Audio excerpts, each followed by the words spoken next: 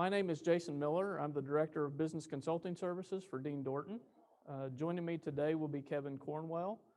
Kevin works in our IT audit and compliance area, so we will cover a number of topics. I'm excited to actually have at least part of a live audience. It's been 18 months since we've been able to do a presentation and see actual people, so this is kind of fun. Hopefully the next time we'll have more of you who are joining us remotely live. Quick objectives. We're going to cover some cybersecurity updates. We're going to talk about some key takeaways for non-IT individuals, a quick update on cyber insurance, and then Kevin's going to talk to us about some student financial aid and security compliance updates. I will tell you, we probably have more slides in here than we have time for. So there will be a few that I won't touch on in very much detail, but we wanted to make sure they were available for you to have access to. So again, if there's any that you want to pause and have a discussion on or questions, please feel free to do that. As we do the planning session for this, they usually like for us to give this update, and I usually try to get out of it because we do it so often, and we think, well, there's nothing new to talk about. And then as we start putting it together, there's actually more information than we have time for. And then obviously, if you've not been living under a rock in the past couple of weeks, you have heard how cybersecurity and ransomware can wreak havoc on the entire East Coast. And so we'll talk a little bit about ransomware in a little more detail there. So some very relevant information for you. So our first question, please rate your organization's cybersecurity maturity. A for above average, B for average, C for poor, or D, what is cybersecurity? And I've gotten D a few times in the past as we've done this question in other presentations. So it looks like most people feel like their cybersecurity is average. We do feel like this has continued to increase over the last couple of years. When I've asked this question in prior years, we had more in the poor. So people are starting to take cybersecurity more seriously. But as you have seen in the news or been affected by recent attacks, average is just not good enough. So we have to continually be vigilant and work toward improving our cyber resilience. And it's a topic that never stops. So you continually have to improve because the threat actors are continuing to improve beyond your capability. So we'll do a quick cyber update. I like to share a little bit about the resources we follow. So for the past 10 years or so, we've followed the Verizon data breach incident report. We also take a look at IBM's cost of a data breach report. This comes in handy as we're trying to understand how much cyber insurance and what our risk levels are for organizations. And then Ponemon, and actually they participate in the IBM study as well, but they did a report on small business cybersecurity. So as we've gone through this, we work with a lot of organizations of varying different sizes and want to be sure that we're bringing information that's relevant across that spectrum. And the definition of a small business can mean different things to different people. And so for some of us, we may feel like we're a large organization, and in some reports, you're really a small one, or vice versa. So we try to look at a cross-section of information to make sure we got relevant facts. So an important topic as we talk about cybersecurity is understanding the definition of incident versus breach. Both are events or things that have happened. Incidents are more common, so that something has happened, we're going to investigate to figure out what was the depth or the impact of that. For it to be considered a breach, information really has to be accessed or the organization needs to be disrupted. So we may investigate an incident and determine that our controls stopped it or nothing significant really happened. But a breach caused a loss of data or an impact to your business. So it's important as we look at some statistics to understand the difference between those two. So next polling question, has your institution experienced a major cyber incident or breach in the past 12 months? A for yes, incident. B for yes, a breach. C for no. And D for I hope not, but I'm not sure.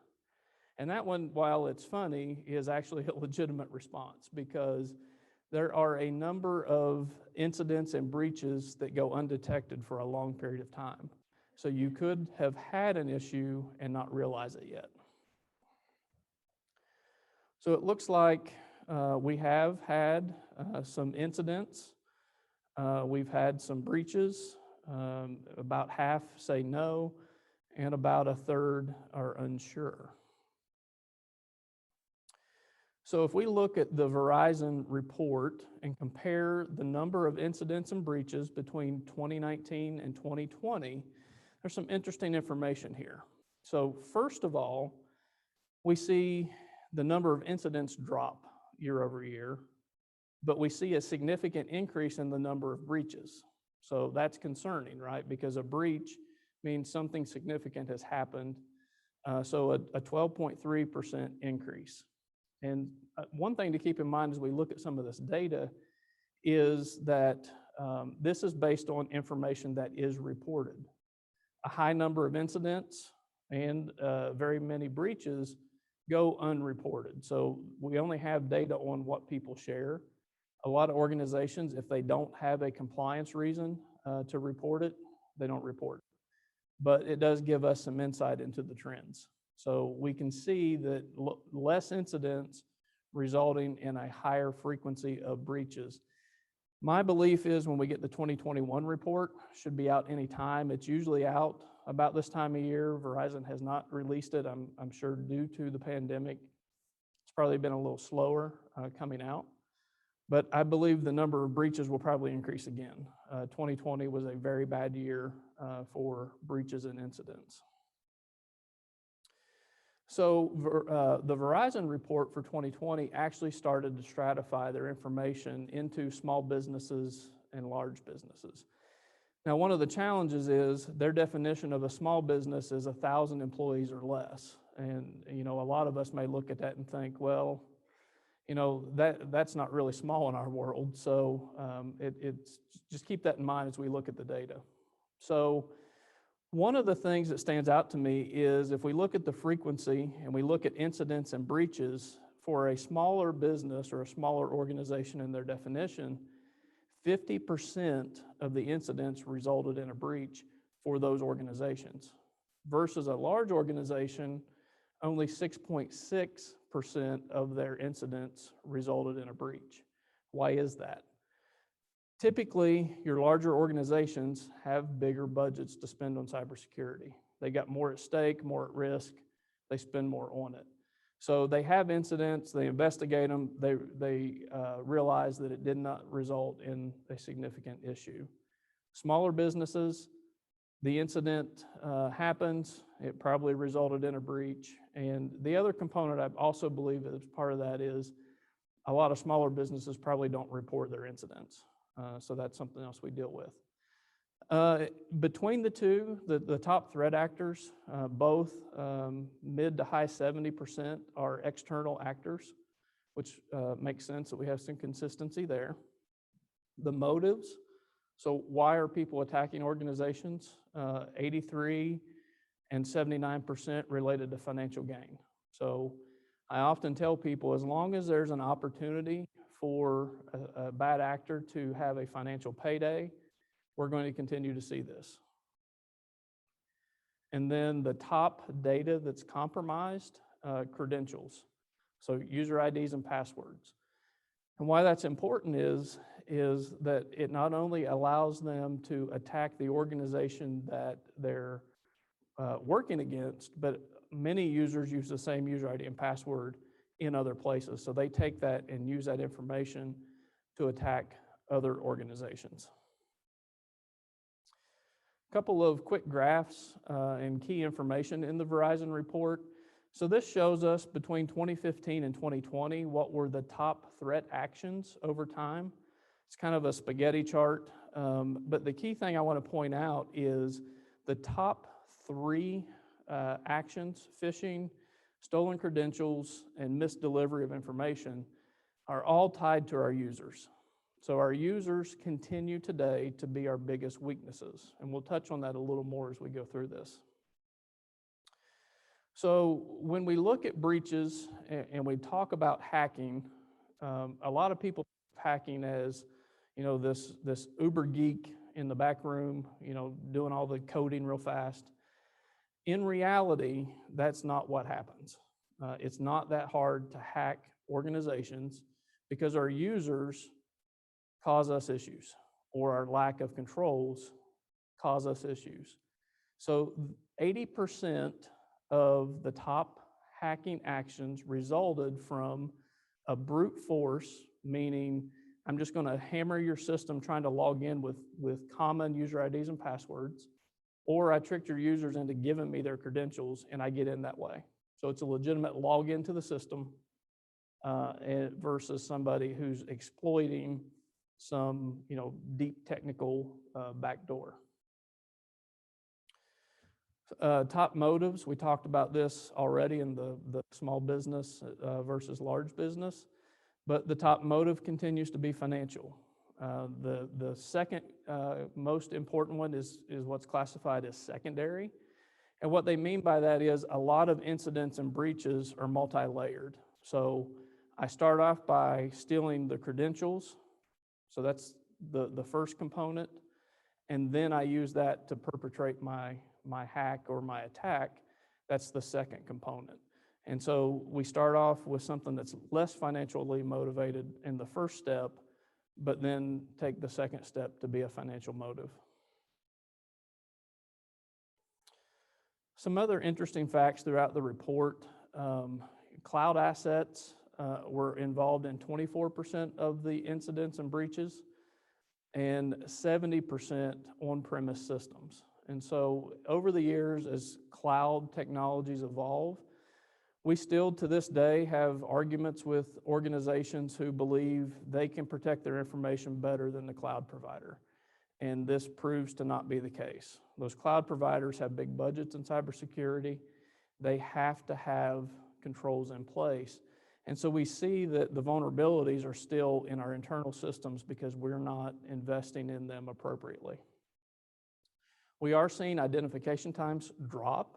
That's been a historical issue, meaning that it takes days, weeks, or months for a bad actor to be found. That time is starting to shrink.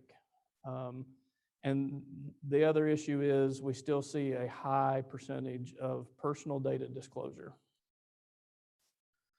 So some higher education information. The top issues we're seeing in higher ed, based on the Verizon Report, is ransomware.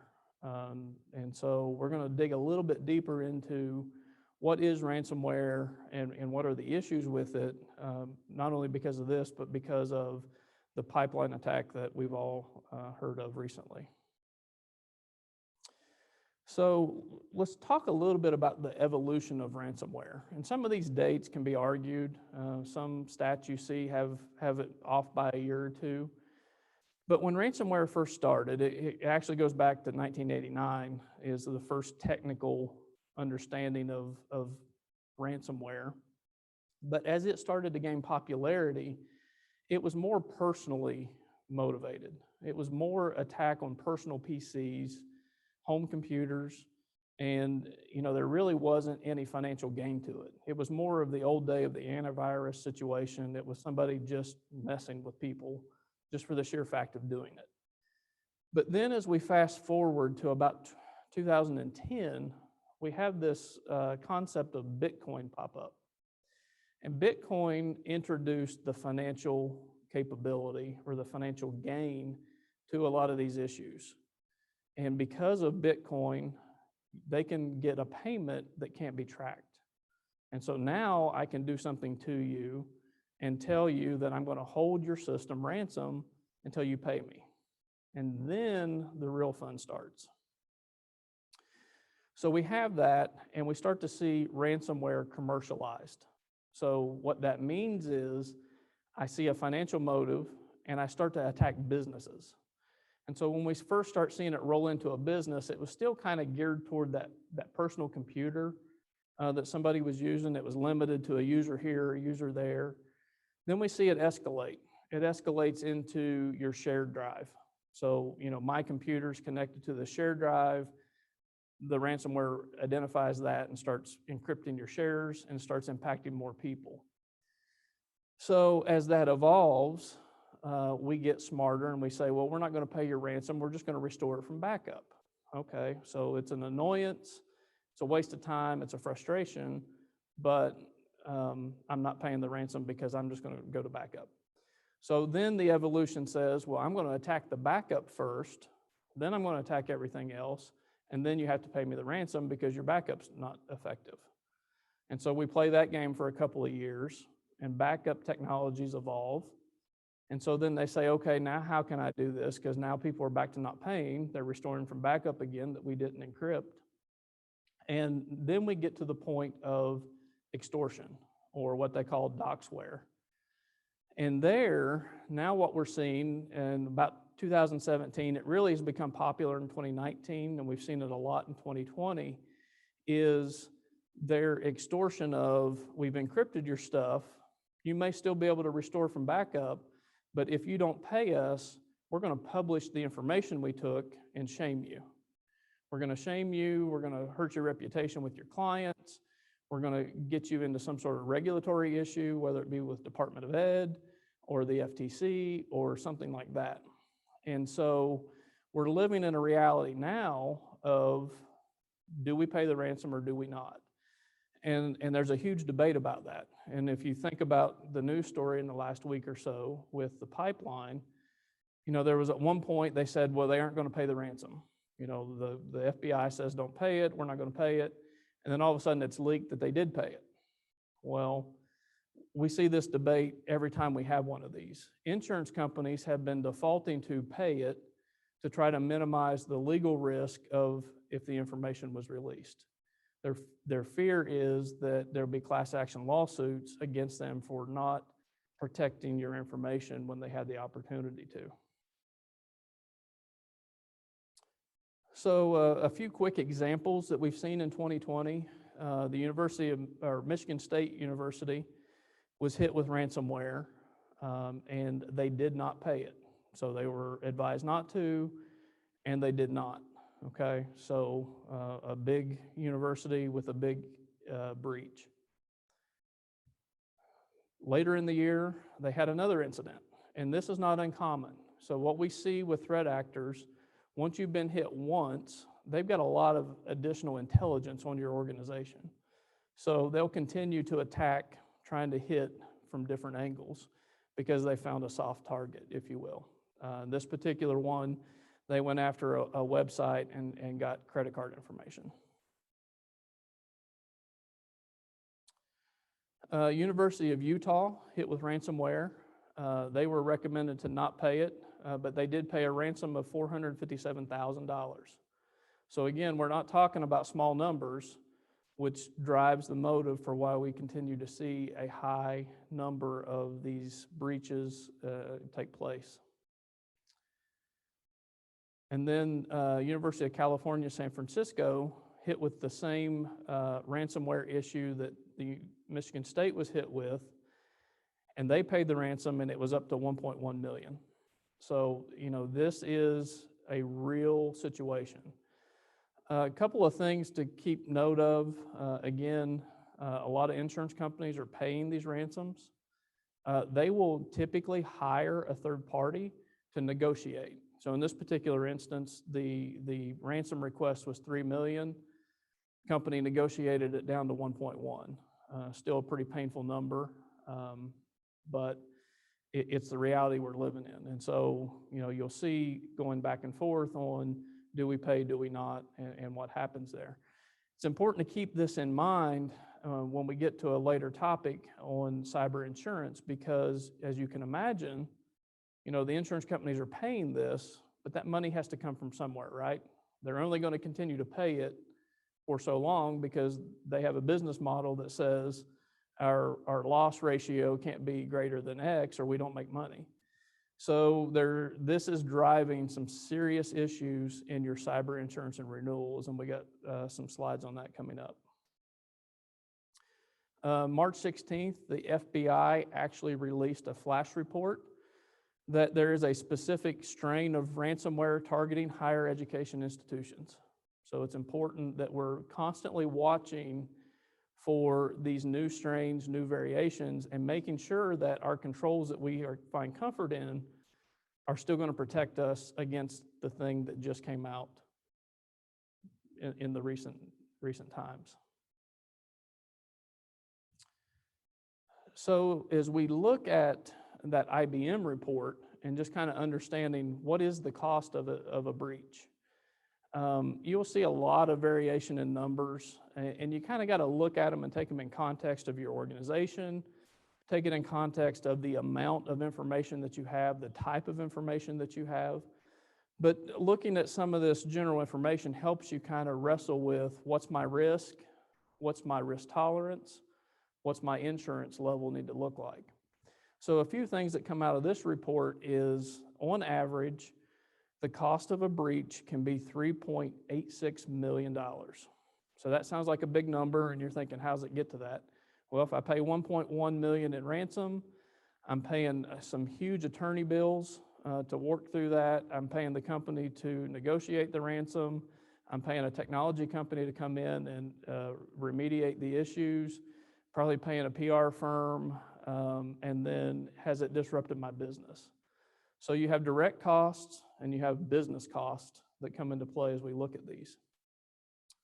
So 80% of the breaches resulted in personal information being compromised.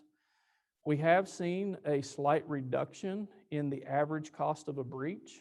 They believe that that is driven by organizations having better incident response plans. And we'll cover that in a little more detail in a future slide, but being prepared helps minimize some of your costs. If you have a good action plan, if you have an issue, you can release some of that, of the vulnerability. So this one comes from that small business report. So we see that there are two components. We have both the direct costs and the business interruption costs. Real quick, some things we're seeing just in general, not necessarily higher ed specific, but cybersecurity as a whole, real things in our communities. Office 365 compromises have been huge. Microsoft is not securing you. It's your responsibility. So we want to make sure that if we move our email systems to the cloud, we still have to make sure we secure it. Many of our higher ed groups had issues with the Blackbaud breach. If you use that for Razor's Edge, there was an issue this past year.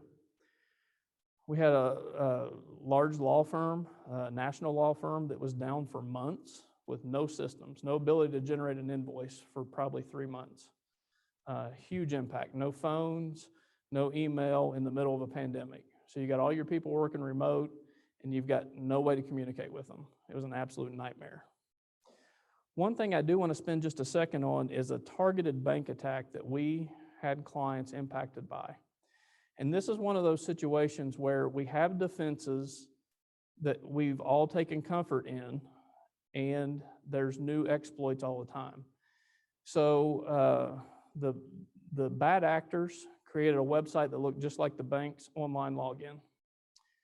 And they paid Google to get their site listed higher than the bank when somebody searched. So the users at that organization would pull up Google, type in, the name of the bank, and they clicked on the ad that popped up higher, popped up with a screen that looked familiar to them, put in their credentials, had their multi-factor authentication fob, put in their number, and they had a bot on the back end take that information and log into the real bank site and took over that client's bank account and started wiring money out of the account. So the key there is, one, don't search for sites that you go to regularly, have them bookmarked. 2, check your bank security controls. The issue that they had was they did not have controls set up, so this user who got compromised had full security rights to administer all the other users. So they created their own users, and there was no secondary check. So a true control is if you want to make changes to a user, somebody else needs to approve that. So there's 2 accounts that would have to be compromised in order to generate new accounts that have approval authority. So something to take a look at in your banking controls. I am running a little short on time, so we're going to go through these real quick. Cybersecurity considerations, having a formal information security program. Kevin's going to talk about that. Protection tools, having a third-party assessment, and then a really big one is your user awareness, because our users are our biggest weakness. In your information security program, 3 key components: the people, the technology, and the process. And we talked a little bit about the incident response plan, helping to reduce costs. And we watched this happen in real time with a client. They did not have a plan. They had a serious incident. They started scrambling. We started to help them. They decided to call the insurance company before we got our arms around what was going on. The insurance company said, stop using these guys, use our guys. It took them 36 hours for their guys to even start to help them. And so they just caused mass chaos. They were assigned people who they didn't know, who didn't know them. So they got through the initial incident. They're working through trying to get through the compliance. That legal firm they were assigned, the technology firm they were assigned, they were at constant conflict. They ended up firing them, hiring new legal counsel, hiring new IT, which prolonged their reporting to DOE even longer. So if you have a plan in place, you can avoid a lot of those redundancies, frustrations, and wasted time and stress with your employees. So having a good incident response plan, it's a living, breathing thing. So we prepare, we have a way to detect and analyze, we have a way to contain, and we have post-incident activity, whether that's reporting, compliance, fixing our controls, and getting back into that preparation cycle. User awareness, if you don't have a user awareness program, you really, really need to have one because our users are our biggest risk. So I want to touch on cyber insurance. Do you have a cyber insurance policy? A for yes, B for no, C for have been considering but been putting it off.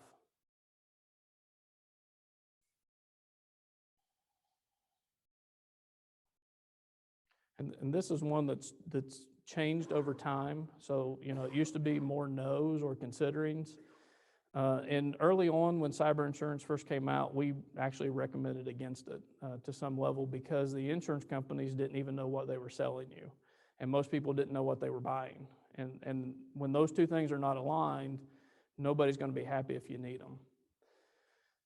So, the focus on cyber insurance, we talked about on average 3.86 million in a breach. Education falls right around that average, 3.9 in the data that we have there. If we ask people, what is your goal for cyber insurance? You can see in a recent study that Gallagher did that we have quite a few things that cyber insurance can cover. And so you need to understand what you're trying to cover to make sure the policy then does cover that, because every policy is a little bit different and they're changing all the time. So our key ones are cyber-related business interruption. So is it going to pay for my business being displaced? Cyber extortion or the ransomware, is it going to cover that? Is it going to cover funds transfer? So my person wired money to the wrong place because they fell for the scheme. Or data breach, so the actual attorneys and IT group to help you if you actually have a breach. So in 2021, expect premium increases. So if you haven't gone through your renewal process yet, expect it's going to increase by 1/3 to double. We've actually even seen some people deny coverage now based on some of their risk tolerances. There's higher expectations on what they're going to do, and you're going to see more restrictions in their coverage. So you may have a plan that covers X yesterday, and it may not cover to the same level when you go to renew. So for instance, we recently helped somebody evaluate a policy, and they were looking at $1 million coverage. It was a smaller organization. Their components are going to be 500,000. You know, again, combining some of these to the total of $1 million. This all looks fine. The deductible 10,000, a little bit high for that level of policy, but still okay. But the issues we get are in the sublimits. So I think I'm buying $1 million policy, but their cyber extortion sublimit was $25,000. So if I have to pay $50,000 to the ransomware person, the insurance is only covering $25,000 of it. Or for that 1.1 million that was paid, it's only covering $25,000. Misdirected payment fraud, so that person wires money to the wrong place. I wire $100,000. They're only covering $25,000 of it in this particular policy. And then computer fraud, one concern I've got is the definition of fraud. So what are they defining as fraud and limiting that to $25,000? So as you go through your policy review, be sure you understand all of these because they likely have changed since you originally signed or since your last renewal. So I typically get asked, what's the one thing? And I change this a bit depending on the audience. And so for higher education, have an incident response plan. It will reduce your costs. It will reduce your stress when you have an incident or a breach. And notice I said when. Everyone will have an incident at some point. And having a plan to react to it is so much better than doing the fire drill. From a technical perspective, my one thing is multi-factor authentication. Again, you know, we had that issue with the bank. Multi-factor authentication is still the best preventative issue technical component we can put in place to help protect against our users and their falling for phishing attempts. All right, Kevin is going to talk to us a little bit about compliance.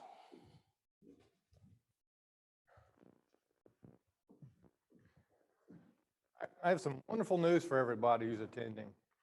The government cares about us and wants our best interests to occur.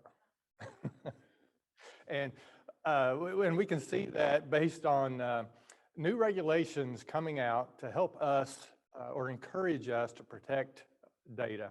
And we've been seeing that for a number of years, and one of the main things I want to address this morning are some new regulations that came out just at the end of the year, or a precursor of them coming. So, you know, that's just what we needed. We know everybody's IT resources and compliance officers in colleges and universities have plenty of free time, and they're looking forward to these new compliance requirements.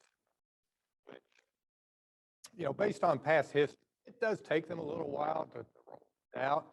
When we got the first notice of GLBA compliance requirements around student financial aid, the initial letter or an initial communication came out in 2015. It really wasn't until 4 years later in 2019 that what am I doing wrong? I am getting RF. Just use that one? All right, that's great. I can't stand still.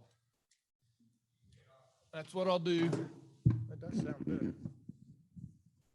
Okay, so it wasn't until 4 years later in 2019 that the compliance supplement actually had the single audit requirements in them.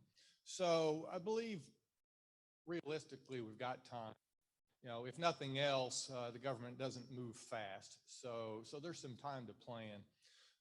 But in December of 2020, the FSA released another dear colleague letter notifying colleges and universities for Title IV funding that they're going to move towards a NIST 800-171 compliance requirement.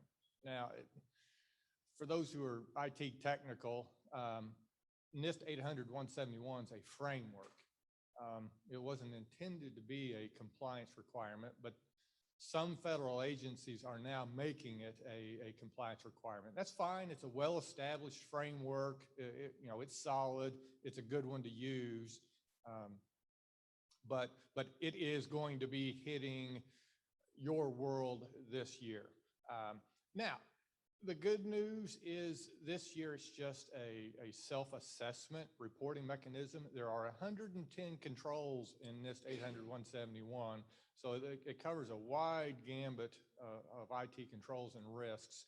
They're just going to ask, are you compliant or non-compliant? So it's going to be a yes, no, pass, fail for 110 questions on whatever format they ended up providing you to complete.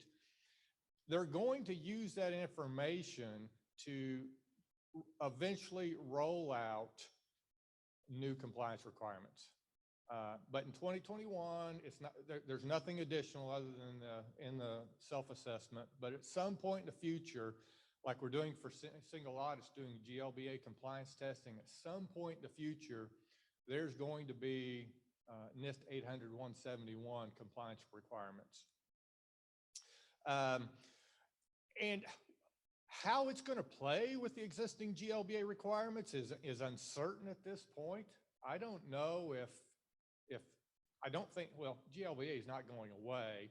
And I don't think they're going to say, no, you no longer have to do GLBA compliance testing because this is going to take that place. I think they're going to have a path, a parallel path, or sometime both of them going as a path forward. But GLBA was fairly, I'll say, easy to comply with. The actual regulations that financial institutions have to comply with through GLBA are a lot more extensive than what the Department of Education rolled out to higher education institutions. And they were just three. They were very simple. You had to have somebody who was a security officer designate that role, and then do an IT risk assessment that contained, it's 3 bullet points, but each bullet point has 3 or 4 things in them. But as long as those 10 to 12 items were on the risk assessment, and for each risk, there was a documented control or safeguard in place, you met the requirement. Again, and as long as you got it done before your fiscal year end, then you're okay. Some organizations were able to do that internally. Some needed some help. But again, at the end of the day, as long as those check marks were clicked off, you're all right. Now, what I think is important is, obviously there's some good intentions on here. The intent is to protect data. And in your case, student financial data or student data. There's a term that it's been in use in a while in some government arenas, is CUI, controlled unclassified information. So you'll start seeing that term. That's just another way of calling sensitive or confidential data that's not classified. And this self-assessment's main goal is to measure, gauge your readiness for this coming. So what that means to me is you're going to respond to 110 controls questions, and they're going to take that data, they're going to crunch it, they're going to compare it between colleges and universities, and the areas that I guess they deem high risk, or maybe the areas they think colleges and universities are ready for, they're going to piecemeal that, kind of roll that out over time. So I really don't expect, and don't shoot me if I'm wrong on this, but I don't think there's going to be this bombshell 110 controls dropped on you in whatever year they get ready. It's probably going to be 10 or a dozen or something like that the first year. And then maybe the year after that or a couple of years, there'll be another 10 or a dozen. Because that's the approach they use for GLBA.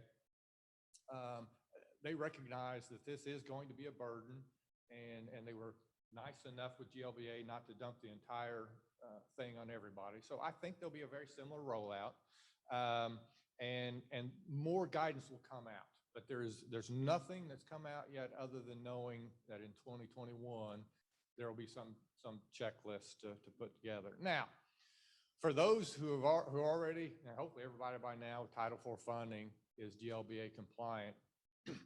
How is there any synergy with the NIST 800-171 requirements? And the answer is yes. These boxes aren't necessarily to scale.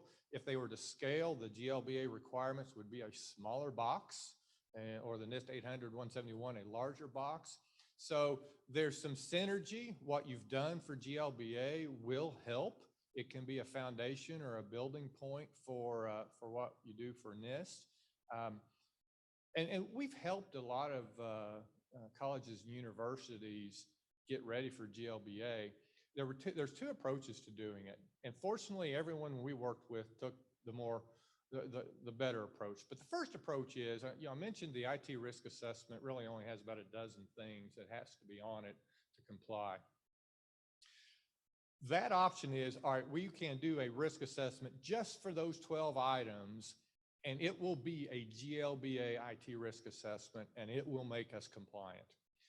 Versus the second option, well, let's use an established cybersecurity framework, and let's just do a real, complete, thorough IT risk assessment, and we'll use that information to help us in other areas. So everyone we worked with was in that second category.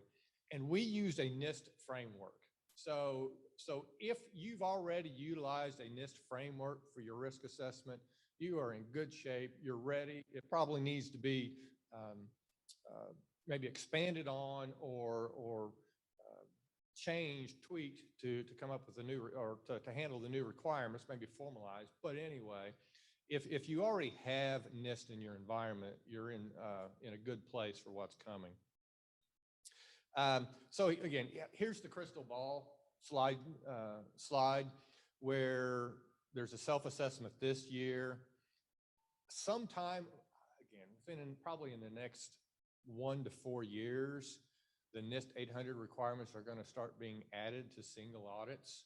And it's just going to continue until I'm expecting all 110 to come into play. And the reason why I think all 110 is because there are other governmental agencies that are doing the same thing or have done the same thing, and kind of solidifying around NIST 800-171. The Department of Defense is the furthest of the governmental agencies that are down that path, and they've got an entire certification process where an independent auditor has to come in, certify.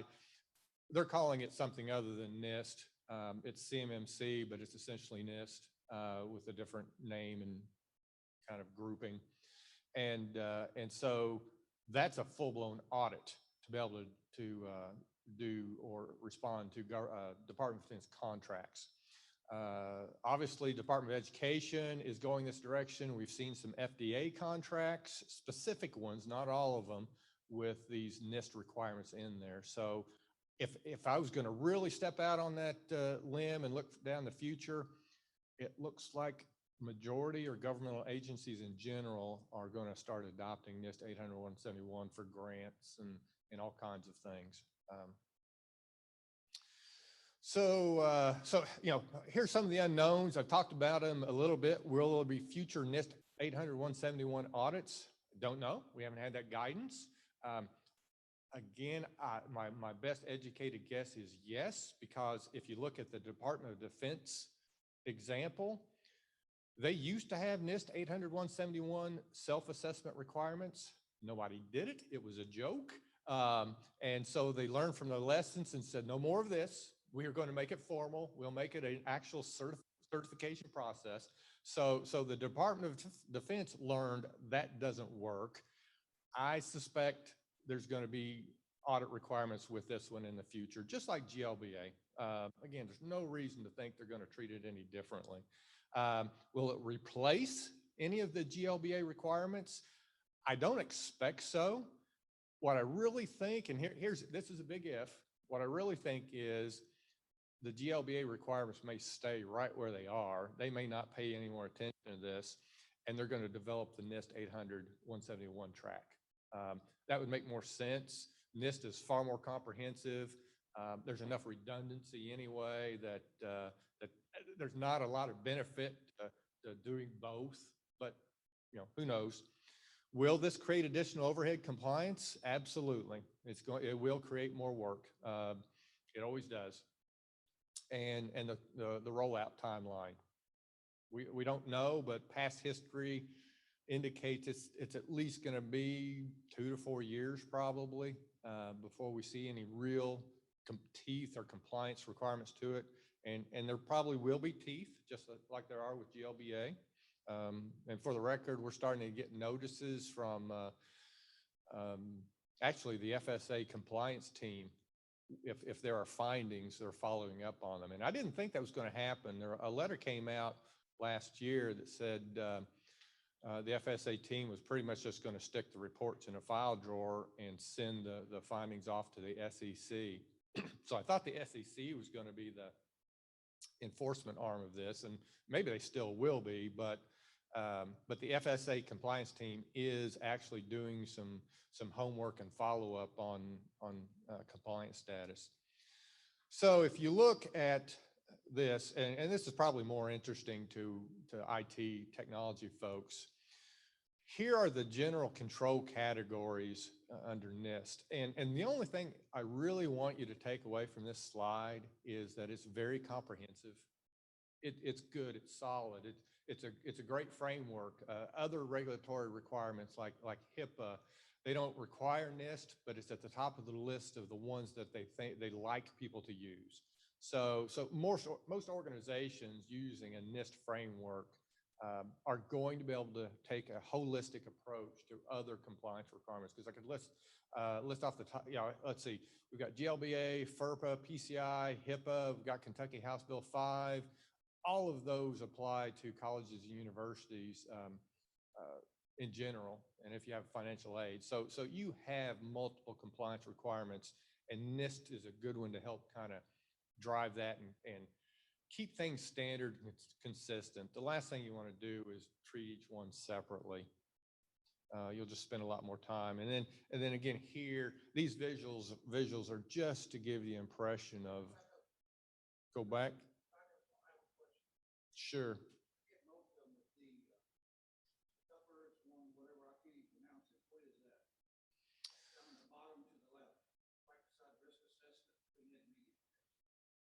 Yeah, I can't. That's Danish.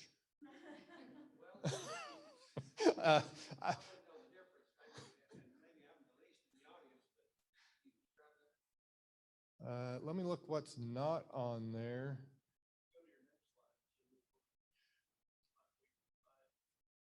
Whoops.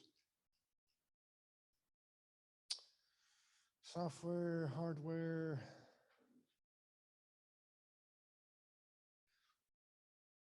It's one of the we've got SC and SI, system information, security assessment.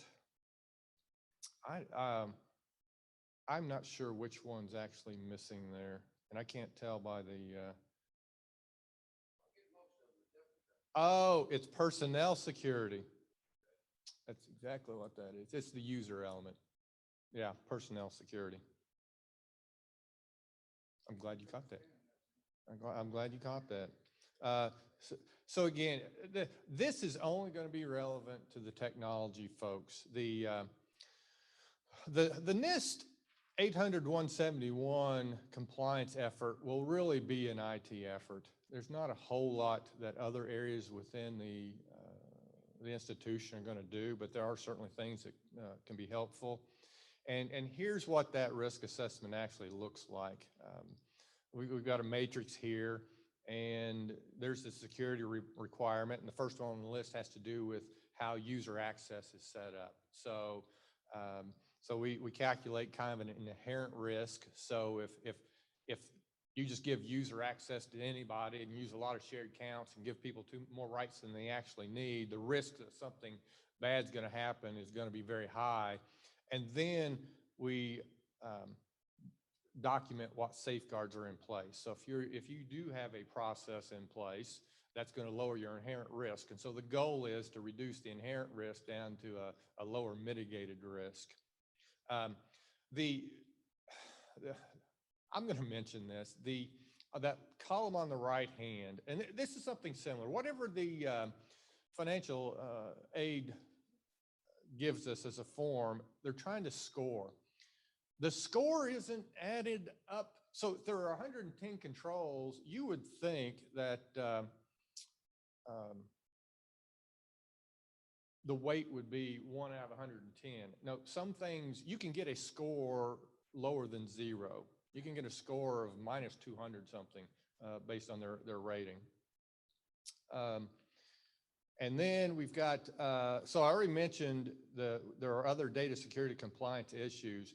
There are real money, there are dollars tied to the compliance of these. So with GLBA and NIST, non-compliance actually you can lose Title IV funding over that.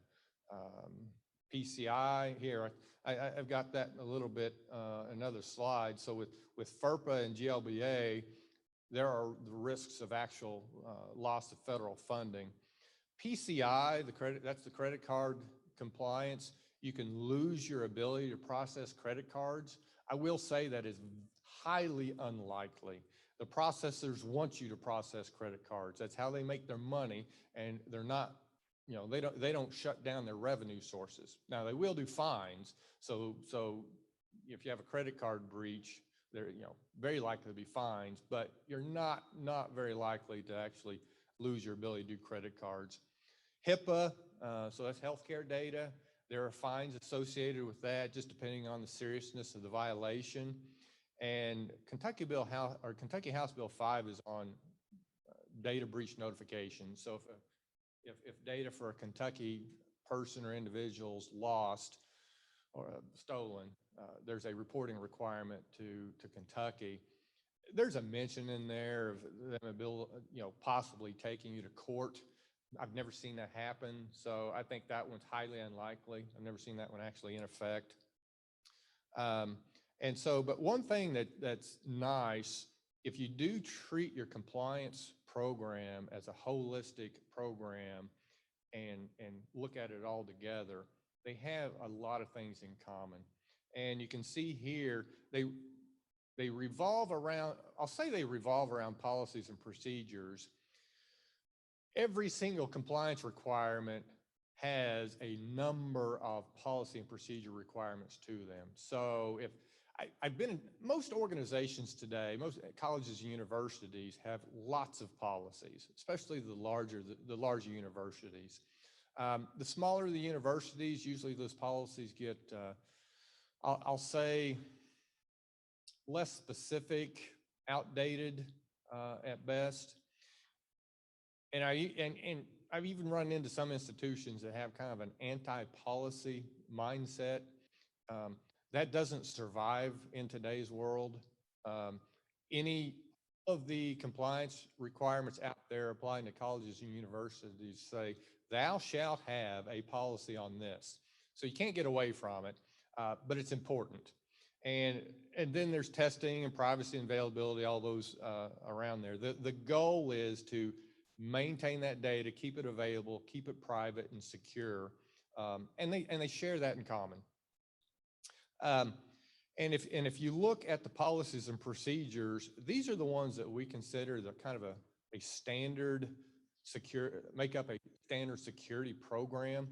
And there are a lot on here, and acceptable use all the way to user access changes. The employee handbook even falls into this category because most organizations may put the employee password or the acceptable use statement in there. So this is just a snippet of all the policies that we normally like to see in a program. And here's where, if you're not in IT, here are some areas that you can help IT when they actually have to spend some time doing this, is let them know where student data is. They don't always know what applications you're using or how you're using it. That's typically not their responsibility. So if you can provide that information, that helps them protect it.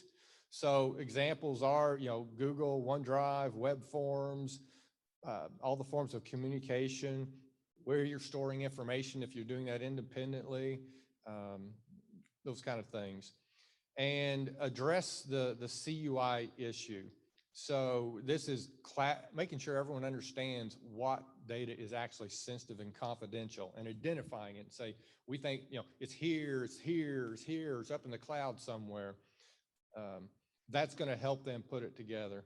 And so what's nice, and we'll go through exercises and we'll do interviews, with different areas in the college and university. And we ask these questions. Okay, you have this application. What's it used for? Hosted externally or on premise? What types of data is in there? And, please follow good cyber hygiene, which includes staying up on compliance requirements. This may be one of the best areas you can help with if you're not in IT. If you're in finance or compliance or work with grants, you probably this compliance information far earlier than IT does, and just making them aware of it really would. So here's some resources might help in this area. Does anyone have any questions? Nope, looks like we're good. All right, thank you very much.